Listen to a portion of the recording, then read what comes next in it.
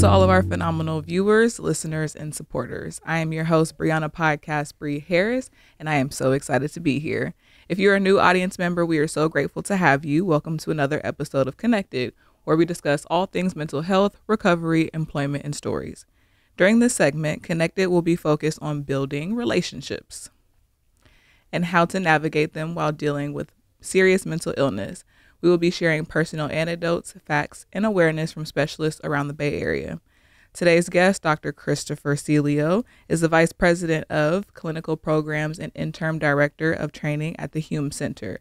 Dr. Celio, who started working in the mental health field in 2001 and originally trained to be a child psychologist, found his calling when he joined the Hume Center as a doctoral intern in 2007. While this shifted his focus to serving adults diagnosed with serious mental illness, he brought with him an emphasis on the family and other systems that consumer is a part of, and creative spirit that believes that healing and recovery can come through many surprising out-of-the-box pathways, beliefs, and personas. His area of specialties include clinical boundaries, psychotherapy, behavioral health consultation, prevention, and early intervention, and much, much more. This can all be found on the Hume Center website, in which you can learn more about Chris and the program. Please welcome Dr. Chris Celio. Thank you. You're welcome. Happy to be here. I'm glad you're here. This will be a fun episode because hopefully it doesn't get too heavy. We get kind of heavy on this podcast, but talking about relationships can be fun and just managing them.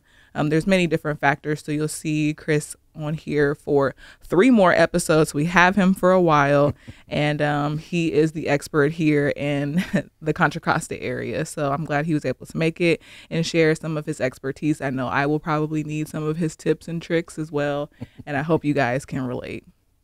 Thank you. Glad to be here. Of course. Of course. So this segment, like we said, is talking about relationships, but this specific episode is about building relationships with mental illness. So my first question is there a story you can share with us that created a significant impact on you that got you to work in this field?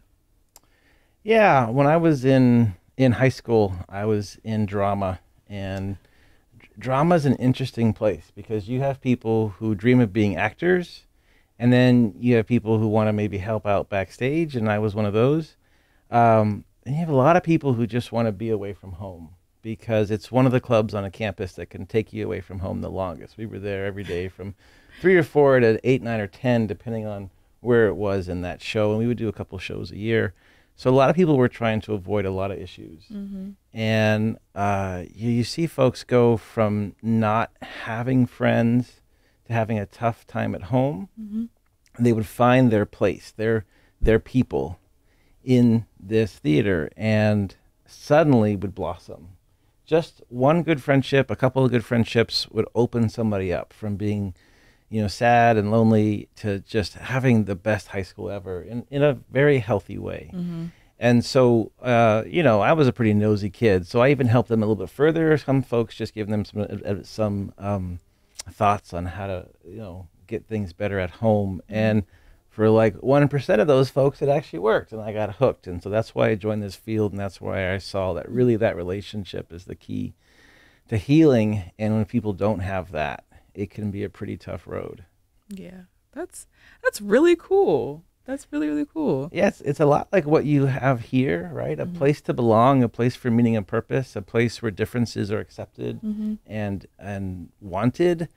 You can blossom from that. Yeah. But if you're feeling like you're ill or you're not as good as someone else, those thoughts can keep you away from others, and then you've got a real tough road going up by yourself.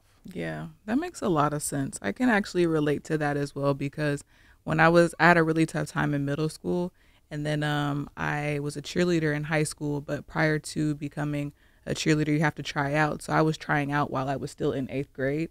And so by the time school came, or by the time my 8th grade year was over, I was like, I'm a cheerleader in high school already. And they were like, what do you mean? And so it definitely built my confidence, and just having like a group of people that I can relate to, some kind of sisterhood, something that I was really good at, just being outspoken and kind of dancing and having such free expression. So I can definitely see how their drama class experience kind of led you to this. That's really, really cool. I also wanted to add that Chris is no stranger to the clubhouse. He's actually been here before. He has taught a couple of workshops and just kind of basically talking about what we're going to talk about today, but we have him for a little bit more narrower aspect, and just to get, like I said, more tips and tricks. So he's not somebody I just met off the street. He's definitely a professional who's been here and has a great relationship with the clubhouse. But I love that story. So how does accountability play into building relationships? We'll just dive right in. That's a great question. You really first have to have that relationship with yourself, and you have to be honest with yourself. And I'll tell this in kind of a funny way, kind of about myself. So I used to get a lot of laughs when I said that I looked like Clark Kent. And I used to look like Clark Kent. I was a little skinnier and younger, and the hair would kind of come down, and it would work out pretty well, and it was a great way to kind of break the ice. And then I said that in these different crowds, and I got kind of awkward, ha ha ha, silence. And I started to think, like, wait, what a way to find out you don't look like I know, him. like, do I not look like Clark Kent Right. anymore? Do I put on some pounds? And I'm like, well, wait a second, I did. So, that was a nice moment for me. I don't mind growing older. I don't mind changes in life. So it wasn't that sad of a moment, but it was great, like, ooh, I got to change up my jokes. That doesn't work anymore. In our friendships of any kind, I've heard a lot of people say, like, oh, I'm unlucky. I go from one bad friend to one bad friend. Everyone always does this to me. It always ends up the same way. Well, when it's always the same and you're the common link between these things, you have to look at yourself, right? And if you look at yourself, it might not be fun, but there's a lot of growth that can happen. If you take life as a lifelong learning journey, then it's okay to look at yourself and change. I've found that there's a lot of things that we can do that can bring friends to us or put them away, or push them away from us.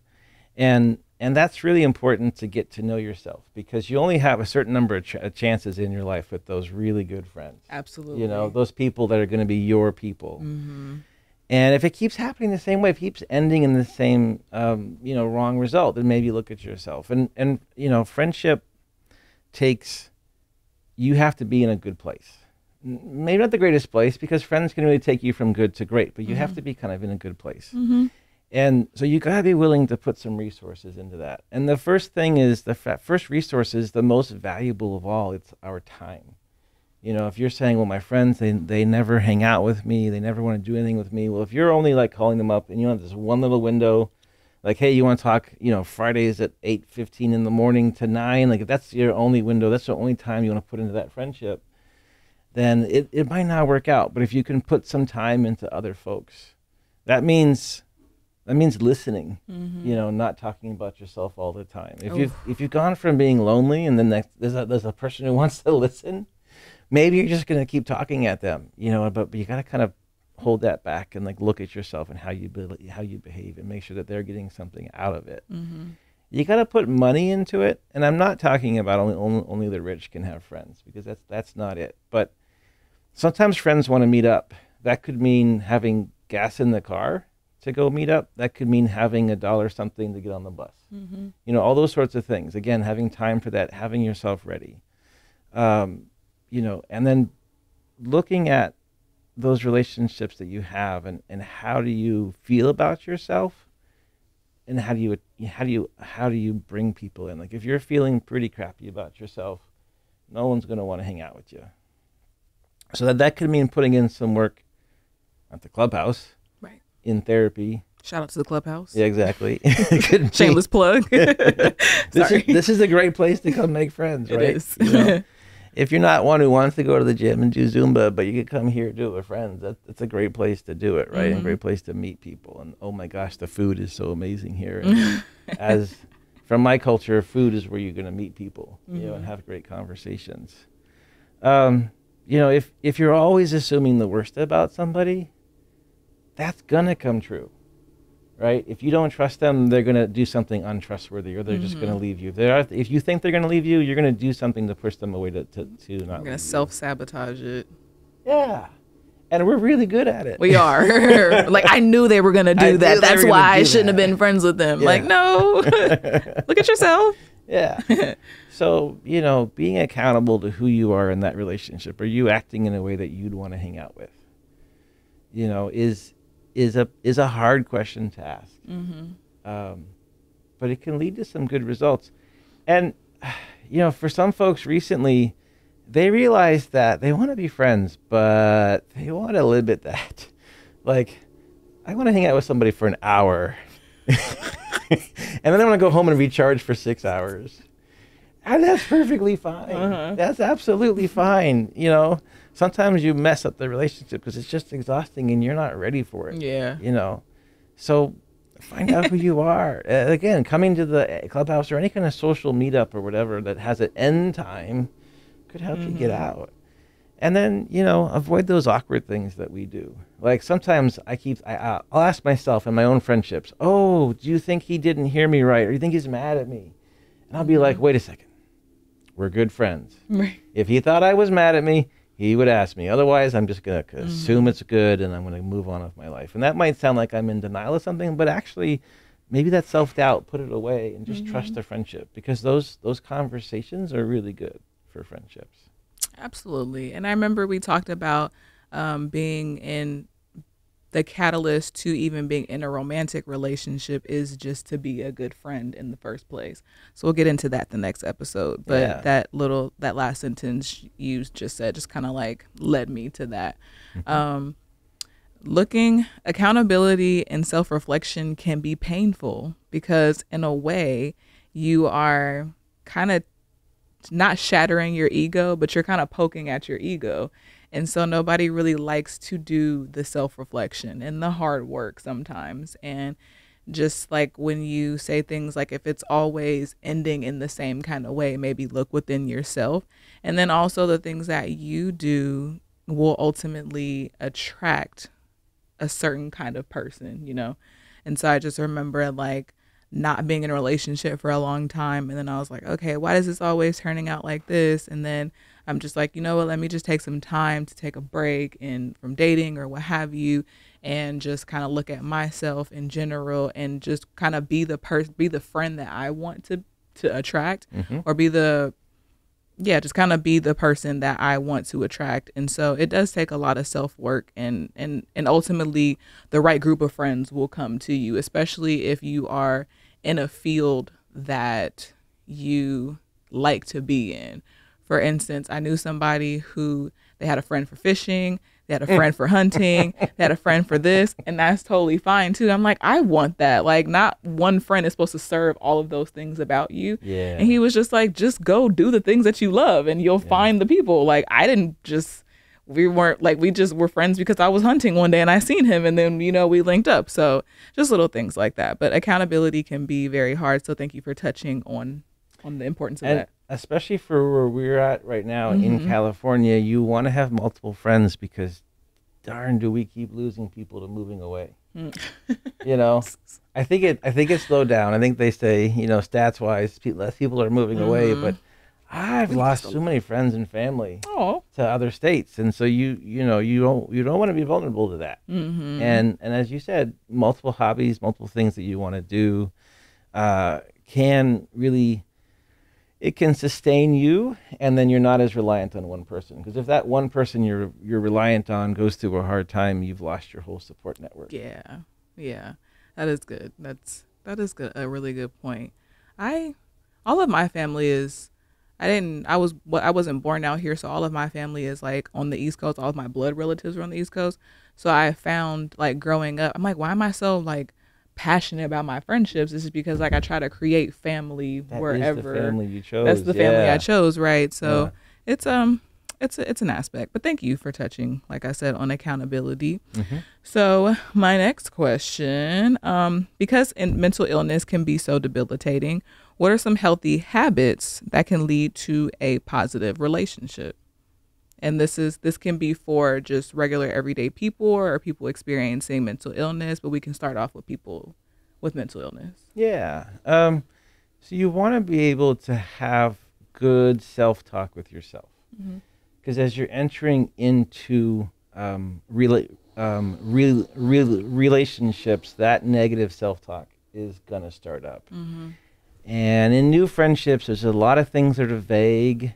There's a lot of things that you're like, ooh, did he understand what I was saying, or is he looking at me weird? And if you have that negative self-talk really empowered to be strong in your mind, it's taken over. It's just going to tell you you're crap. Yes, he is looking at you that way. Yes, you shouldn't even bother talking to him. You're not good enough for him as a friend or whatever.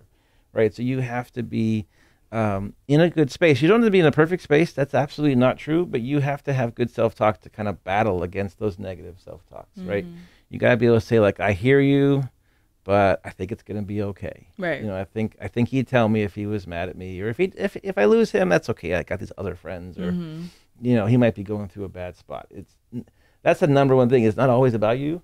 Because, you know, we're seeing out of our eyes and hearing out of our ears, like we always think it's about us. And really, a lot of the time it's not. I mean, if you think about yourself, it really is, your negative space is usually about yourself and not about other people. And if, you know, sometimes you think it's about someone else, but when you do some real soul searching, it comes back to yourself. So if you take that mirror and put it up to the people that you're talking to or you're trying to have friendship with, they're going through a bad space. It's probably just about them. It was funny because we talked about this on another episode with Savannah Crippen from Charlie Health. And she was just like, you know, our world is usually in our head. Like it's usually all in our head. And, you know, you could be seeing somebody and they're walking past you and you think they're looking at you funny, but it's really because they just had like an itch in their eye. Like, oh, I'm like, yeah, I've had that experience before where I'd have my glasses on and I didn't see one of my friends. She was like, Brianna, you're just going to walk past me? Like, you didn't see me? I'm like, I don't have my glasses on. I can't see you. I'm sorry. But it is. And the planet is so big, but our heads, the things that we make up in our head is just like, ooh. We're great storytellers. It's a great part of humanity, but it's not great for when we're not in a good space. Yeah. Because we can make up some amazing stories in our head that, you know, we have to fight back against. This is a silly way to you know, to talk about it, but as I'm a twin brother, we look very much the same. And if you've spoken to any twins in the past, and you get their name wrong, they get all upset, right? But my brother and I my parents were in a twins club, so we were in a twins club. We'd go camping with like 20 sets of twins. Oh, that's so cute. It was incredibly cute because we were all pretty young. And I could not tell any of those twins apart. So I gained empathy for everyone in my life who later could not tell us apart. I don't care if you know what my name is, because I couldn't tell those 20 kids apart. I mean, I could some of them, but in general, there's no magic skill, right? Because we literally look the same. So that gave me that empathy that it's not about me. It just means that we look the same, and that makes it hard. So it's the same thing here, right? It really often is not about you. It's really their own life experience, their own what they're going through. Their eye is itchy or whatever, as you said, you know. But and as you get good friends, you can fix that. Like I have poor vision. As I met new friends in college, I told them like, yeah, if you're in the cafeteria, you got to do this. Yeah, right. I'm not going to see you. I want to sit next to you, but you got to do that. Got to send a smoke signal. You got to, and the friends who really cared about me, they're like, right. You know, they got up big and tall. I was like, okay, good friend right there. Yeah, that's a really good friend. Hey, that's funny. Just to kind of circle it back to healthy habits, and I kind of want to keep it specific to people who are experiencing mental illness, because you can have situations where you might be hospitalized or can't sustain a job, so you don't have, you know, certain resources to be able to build friends. So like, what are some healthy, you know, habits that'll kind of help people who are struggling in that aspect? Yeah, so it's, you know, a lot of people tell their story through their job, or they tell their story through a continuous habit or process. Going to the hospital, not having that jobs being something that is, you know, lifelong, might come and go, or might not be a part of your life, then it starts at home. So, you know, when we're depressed or any other type of mental illness or anxious, we often don't take care of our home that well. It's just, you know, personal hygiene is hard for lots of different reasons. in lots of different ways that we suffer. And so if your home is not a place to invite people to, and you don't work outside of the home, then how are you going to meet people? How are you going to make an event happen? If your income is not that great, you can't go spend all this money to go eat here or there. Usually you just say, hey, friends, come on over, I'll make some pasta or something. Well, if you can't clean that house up, you can't have those friendships. It's not as easy. You can totally do it. You can totally do it, but it's not as easy. And when it's not easy, and when you're suffering from mental illness, that's usually going to be enough to get us to just get in our head and not go there, right? Not bother to try. So having that firm foundation at home with a clean house is really important, with food in the fridge for yourself and for others to eat, for you to eat healthy, so you have energy to maintain these things. And have food to, a bottle of water to pass out to someone as they come over to visit you, some food you can make at last second, those sorts of things. So that foundation will really replace, because a lot of us, when you become an adult, you meet in those years when you go to school or something, you meet people there. If you play sports, you meet people there. If you're in clubs, you meet people there. Mental illness, oftentimes the most severe times, happens right around that high school into college, into early career time, and it robs folks of those experiences that could have brought easy lifelong friends. Right? So that's not a lifelong curse. It just means that the easy ways are out. So you have to replace that, right? So if you don't get to do those college experiences, those sports experiences, those clubs, then there's other ways to do them, but you got to be in a good place mentally. And then you got to have the resources, and it's not about that much money, but just wherever you live, keep it clean. Have some easy, free, cheaper snacks to pass out, and some water and whatever, and keep your glasses clean and that sort of thing. Yeah. And just be ready to be a good host. If you're invited to someone else's house, be a good guest. Don't overstay your welcome. Yeah. Look for those cues, like those social cues. Yeah. And sometimes I'm with somebody, and I tell you, I have no idea if they want me to stay, if they want me to go. I'll just be like, can you just tell me when you're done? Because I don't know. I don't know. Most people I can read, but some people are like, dang, this is fun, but I have no idea if they're enjoying themselves or not. Right? It's like, just tell them to tell me. That's funny. Most people are okay with that, if you're honest about it. Yeah. Procrastination is a habit you really got to hold back from, Gosh, you're preaching to the choir. Yeah, I got it myself. So bad. And in friendships, people want they want you to respond to them. They want them to matter to you, right? Someone sends you a message. If you're overwhelmed, maybe don't respond to them then, but gain that energy. Gain the energy to respond to them. Keep them in your lives. If you're supposed to be somewhere, be somewhere. Yeah. Be a reliable friend. Yeah. Be very reliable. That's funny. I'm glad. I think the older you get, the less capacity you have for certain things, just depending on what it is. So when I'm hanging around my friends, I think we both have that understanding. Like, you got about 3 hours out of me max, and then, all right, I love you, but I'm going home. I just went to a party a couple weeks ago, and before we even got into the party, she was like, we're gonna leave around 12. I was like, we're gonna leave around 11 actually. Exactly. We ended up having more fun. We ended up staying to about 12, and then she gave me that look like, you ready to go? And I was like, yeah. let's go. So it's good to just kind of have those social cues and just certain understandings, and just be honest, like, hey, I really want to hang out, but I have something to do in the morning, so you might only have me for about 2-3 hours, or my social battery is just going to go out. You only got me for an hour. And then they can make a decision on what they decide and how they decide to move with you. But it's good to kind of set those foundations. Yeah, and be honest. Tell people. Don't play games about it. Don't keep up the lies. It's really way too hard to keep them up, and that ends a lot of friendships. You only have a certain number of aunts who could be sick or something like that before someone figures it out. Yeah. And actually today, so many of my friends and coworkers are like, I'm an introvert, or I only have this much social battery, or dang, that work party was exhausting. I'm going to sleep the rest of the weekend. It's such a me part last of how we week talk. at the community party. Yeah. Yeah, no. I was whooped. Whooped, absolutely. Just watching people dance. I was exhausted after the holiday party. Yeah. Yeah. You have to know yourself and just tell people. And I would say most people today are used to it. Everyone's talking this way. It's part of how we talk. And if someone is not accepting of you being honest, it's a great sign that that might not be a good friendship. Yeah. And that's okay. That's okay. Not everybody is meant to be your friend. Certain people have seasons as well. Yeah. So thank you for touching on that. So one of my last questions, I'm having a lot of fun here, but one of my last questions is, during your time at the Hume Center, what is a myth versus reality that you've noticed amongst people trying to build relationships living with mental illness? Biggest myth, really easy question. The biggest myth is that you're making my job easy. Yeah. The biggest myth is that people with mental illness cannot have friendships. Mm-hmm. And the biggest myth is that if I don't have any friends, I can't get any.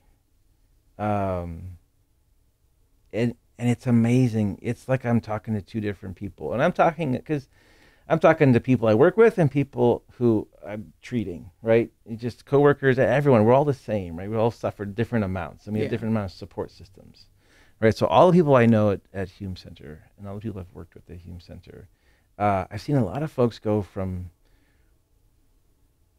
depressed or isolated or anxious to finding their people, finding their niche, finding their hobby, and just becoming somebody else. Mm-hmm. But before you get there, you've got these really dark blinders over you that life can never change. Mm-hmm. No one's ever going to want me. This is the end all be all. This is the end all be all. It's just, I'm going to be Eeyore for the rest of my life. Even with Christopher Robin, all he wanted to hang out with me, I'm going to reject that because he doesn't really like me. Right. And everyone's going to reject me, and I'm just going to be depressed the rest of my life. Mm-hmm. Me last week. Yeah, we've all been there. This is not because we have a disorder or not. Right. We've all been there. But just, you find that buddy, and different parts of you are activated, and you find energy, and it just starts to spiral upwards. Mm-hmm. Where everything becomes easier, and you've got someone to share that funny meme with. Yeah. You start to spread joy to that person, and they spread joy back to you, and it kind of grows outwards, and people start planning you into their lives, and you plan them into your life. And I've seen a lot of people who believe that they would never ever have friendships, and they weren't worthy of it. And just to say it again, this place is where a lot of people found out that they were worthy, because the staff's willing to be here on holidays and make them part of their family. The events are awesome and varied, and the friendships become lifelong. Yeah, absolutely.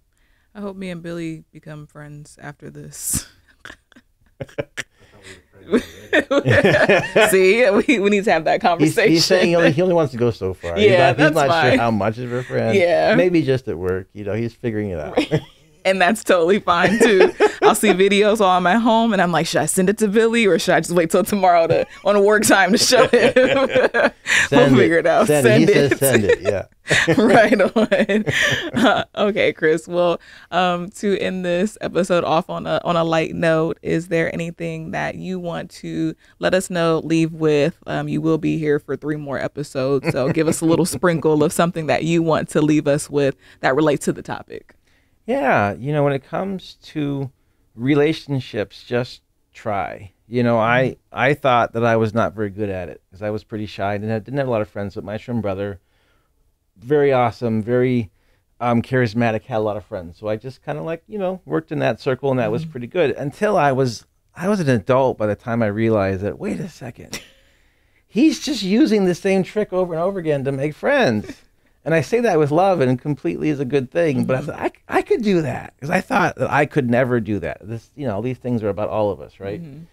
So, once you learn how to make friends and then how to sustain friends, it really does build into your own well-being, into a platform that you can never fall off of, and then that you can springboard into romance.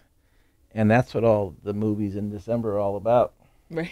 And that's what's is the next great frontier for a lot of folks. So that's part of what we're going to keep talking about.